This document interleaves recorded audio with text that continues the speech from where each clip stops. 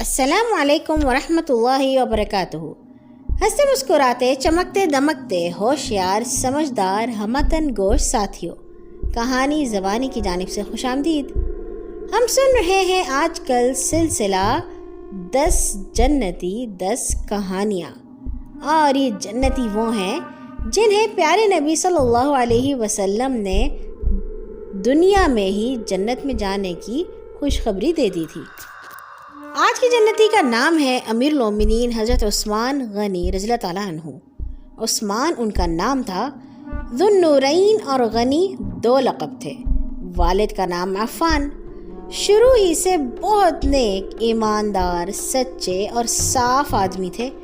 حضرت ابوبکر صدیق رضی اللہ تعالیٰ عنہ سے بہت میل ملاپ تھا، اور انہی کے اثر اور تبلیغ سے آپ شروع ہی میں اللہ اور اللہ کے رسول پر سچے دل سے ایمان لے آئے۔ مسلمان ہونے کے چند روز بعد بڑی عزت یہ حاصل ہوئی کہ پیارے نبی صلی اللہ علیہ وسلم نے اپنی صاحبزادی حضرت رقیہ رضی اللہ عنہا سے آپ کی شادی کر دی۔ مدینہ منورہ میں حضرت رقیہ کا انتقال ہو گیا۔ اس سے آپ بہت اداس رہا کرتے تھے۔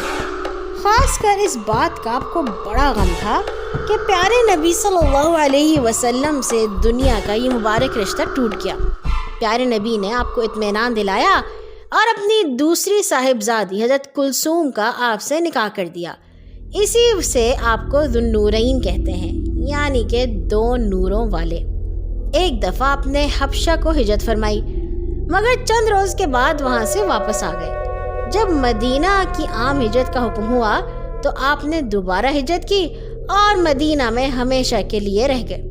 مدینہ پہنچ کر جب لڑائیوں کا سلسلہ شروع ہوا تو سوائے بدر کے آپ سب میں شریک رہے۔ بدر کی جنگ کے وقت حضرت رقیہ بہت بیمار تھیں اور اسی بیماری میں انہوں نے انتقال کیا۔ اسی وجہ سے پیارے نبی صلی اللہ علیہ وسلم نے حضرت عثمان کو جنگ میں شریک ہونے سے روک دیا تھا، مگر آپ کو ہمیشہ اس کا بہت افسوس رہا۔ حضرت عمر رضی اللہ عنہ کے بعد سب مسلمانوں کی رائے سے حضرت عثمان بن عفان پیارے نبی کے تیسرے خلیفہ مقرر ہوئے۔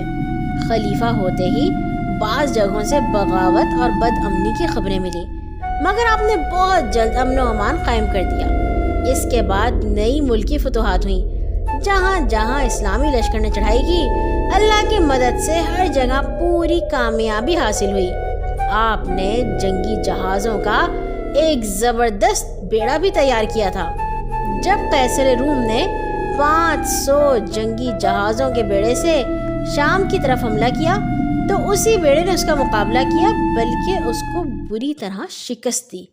آپ کے زمانے میں خلافت کے خزانے یعنی بیت المال میں بہت ترقی ہوئی اور عام طور پر مسلمان خوشحال تھے۔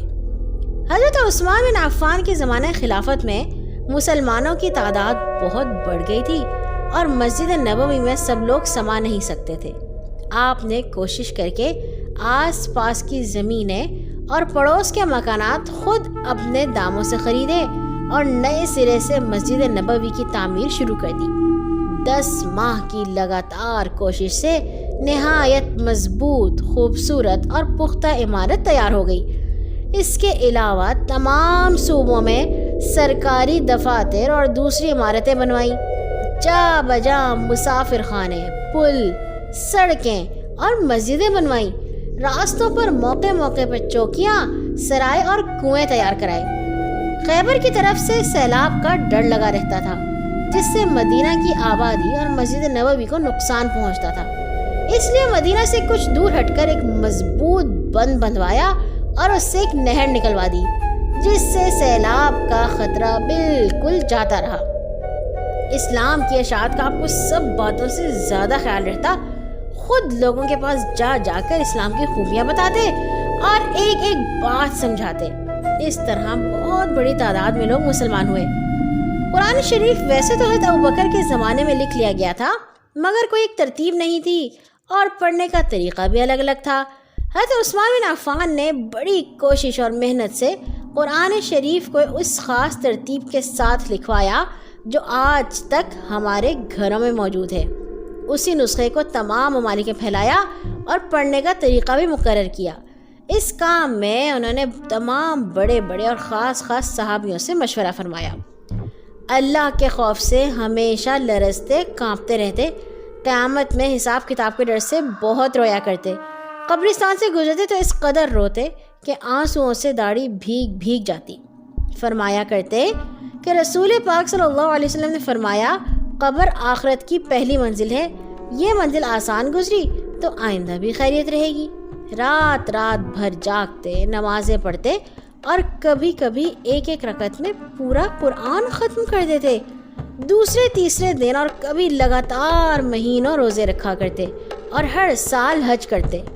پیارے نبی سے بہت محبت کرتے تھے، حضور کی تکلیف کا سنتے تو بے چین ہو جاتے، اور ادب کا یہ حال تھا کہ جس ہاتھ سے آپ نے بیعت کی تھی اور اپنا جو ہاتھ پیارے نبی صلی اللہ علیہ وسلم کے ہاتھ میں دیا تھا، آخر دم تک پھر اس ہاتھ سے کوئی گندی چیز نہیں چھوئی۔ بہت شرمیلے اور حیا والے تھے۔ ایک دفعہ پیارے نبی صلی اللہ علیہ وسلم نے فرمایا، عثمان کی حیا سے تو فرشتے بھی شرماتے ہیں۔ ویسے آپ امیر کبیر گھرانے کے فرزند تھے، بچپن سے بڑے لاڈ پیار میں پلے تھے، اسلام سے پہلے بڑی شان شوکت اور ٹھاٹھ سے رہا کرتے تھے، مگر اسلام قبول کرنے کے بعد تو دنیا کے عیش و آرام کو بالکل چھوڑ دیا اور بہت سادہ زندگی بسر کرنے لگے۔ بہت سے خادم اور غلام تھے، مگر اپنے کام کے لیے آپ کسی کو تکلیف نہیں دیتے تھے۔ شروع سے تجارت کرتے تھے اور اللہ نے آپ کے کاروبار میں وہ برکت اور ترقی دی کہ اس زمانے میں آپ سے بڑا تاجر تمام عرب میں کوئی اور نہ تھا۔ مدینہ میں کھیتی بھی کرتے تھے، مگر خلیفہ ہونے کے بعد یہ سب کاروبار آپ کے خادم اور غلام کرتے اور آپ خود رات دن مسلمانوں کی خدمت میں لگے رہتے۔ بہت ہی سخی بڑے دل والے تھے، ہزاروں آدمی آپ کی امداد پر گزارا کرتے تھے، دوستوں کی طرح طرح سے مدد فرمایا کرتے۔ اسی طرح اپنے خاندان قریبی رشتہ داروں کی بھی چھوٹی موٹی ضرورتیں بہت ہی خوشی سے پوری فرمایا کرتے تھے۔ شروع میں مدینے میں مسلمانوں کو پانی کی بڑی تکلیف تھی۔ حضرت عثمان نے ایک میٹھا کنواں خرید کر مسلمانوں کے لیے وقف کر دیا۔ مسجد نبوی کی توسیع کے لیے جو زمین اور مکانات خریدے گئے، ان کی قیمت آپ نے اپنے پاس سے ادا کی۔ ایک دفعہ ایسا زبردست قحط پڑا کہ لوگ چیخ اٹھے اور بھوکوں مرنے لگے۔ انہی دنوں غلے سے لدے ہوئے 200 اونٹوں کا ایک تجارتی قافلہ باہر سے آیا۔ سوداگروں کو تو پتہ چلی تو سب دوڑے ہوئے آئے اور زیادہ سے زیادہ قیمت لگائی، مگر آپ نے فرمایا، اللہ تعالیٰ تو اس سے بہت زیادہ منافع دینے کا وعدہ فرماتا ہے، پھر میں تھوڑے نفع میں اپنا مال کیوں دوں؟ یہ کہہ کر آپ نے سب کا سب اللہ کی راہ میں غریبوں اور محتاجوں میں بانٹ دیا۔ قوم کی بدنصیبی سے ایک زمانہ وہ آیا کہ بعض لوگوں نے مسلمانوں میں لڑائی جھگڑے کا بیج بو دیا، اور اس فساد کی نوبت یہاں تک آ پہنچی کہ ایک گروہ کو حضرت عثمان جیسے نیک اور سادہ دل بزرگ سے دشمنی پیدا ہو گئی۔ یہ دشمنی یہاں تک بڑھی کہ ایک دن باغیوں نے آپ کا گھر گھیر لیا۔ یہ بہت ہی نازک موقع تھا، اگر حضرت عثمان ذرا سا بھی اشارہ کرتے تو مسلمان اپنے سر کٹا ڈالتے۔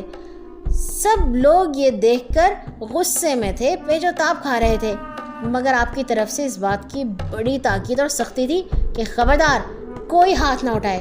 وجہ یہ تھی کہ آپ نے اپنی جان کے لیے مسلمانوں کا خون بہانا پسند نہیں فرمایا۔ آخر اس باغی گروہ کے چند سیاہ دل دیوار پھاند کر گھر کے اندر گھس پڑے اور آپ کو عین قرآن شریف پڑھتے وقت بڑی بے رحمی سے شہید کر دیا۔ آخر جمعے کے دن 18 ذی الحج 35 ہجری کو امیر المومنین اور کابل سے مراکش تک کے خلیفہ سوم نے اس دنیا سے کوچ فرمایا۔ انا للہ و انا الیہ راجعون۔ اللہ تعالیٰ حضرت عثمان بن عفان پر ڈھیروں رحمتیں اور برکتیں نازل فرمائے اور ہمیں انہیں کے نقش قدم پر چلنے کی توفیق عطا فرمائے، آمین۔ کل آئیں گے انشاءاللہ ایک اور نئی کہانی کے ساتھ۔ اپنے آپ کو، اپنے ارد کے لوگوں کو اور مسلمانوں کو اپنی دعا میں یاد رکھا کیجیے۔ اللہ حافظ۔